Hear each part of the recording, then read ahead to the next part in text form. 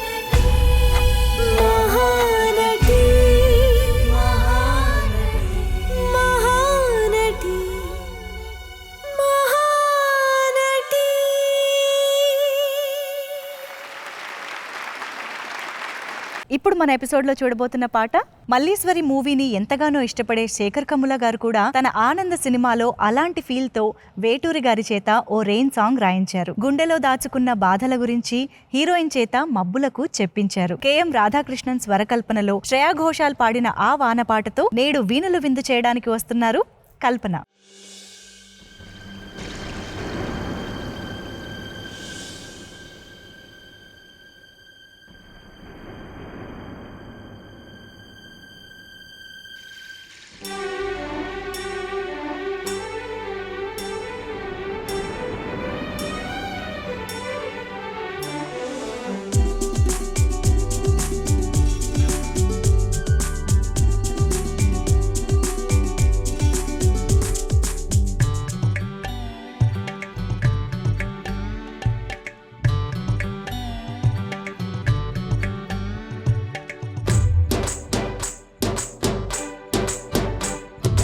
వచ్చే వచ్చే నల్ల మబ్బుల్లారా, గిచ్చే గిచ్చే పిల్లగాలుల్లారా, వచ్చే వచ్చే నల్ల మబ్బుల్లారా, గిచ్చే గిచ్చే